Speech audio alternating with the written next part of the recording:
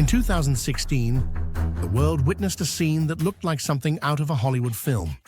Luke Aikins, an American skydiver, made history by jumping from 25,000 feet, 7,620 meters, without a parachute or protective gear. The only thing he carried was a small oxygen mask to breathe in the thin air. His target was a 100 by 100-foot safety net, barely visible against the California desert. Land on it, and he would be a legend. Miss it, and death was certain. This was not just a stunt. It was a trial at the very edge of life and death.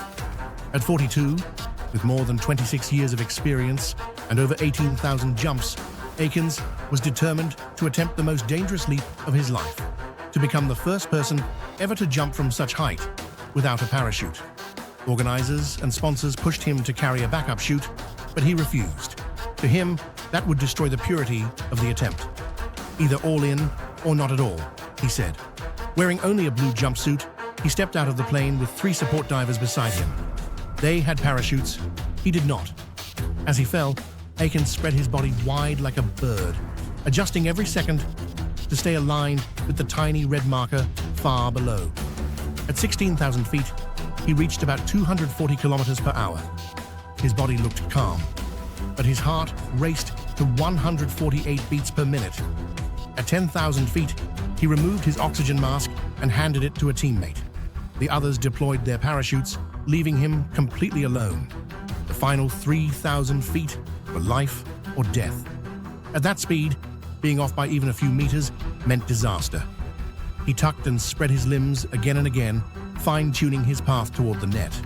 On the ground, family, friends, and millions watching live held their breath. Time seemed to slow to nothing. Then, impact. Aikins struck the net dead center. The mesh stretched, absorbed the energy, and launched him back upward. Moments later, he stood, smiled, and waved. Not a single injury. That moment, Luke Aikins officially became the first human to skydive without a parachute from such height and survive. Some called him insane.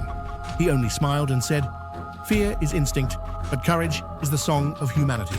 Every time someone pushes beyond the impossible, the world calls them crazy. But his leap became more than a record.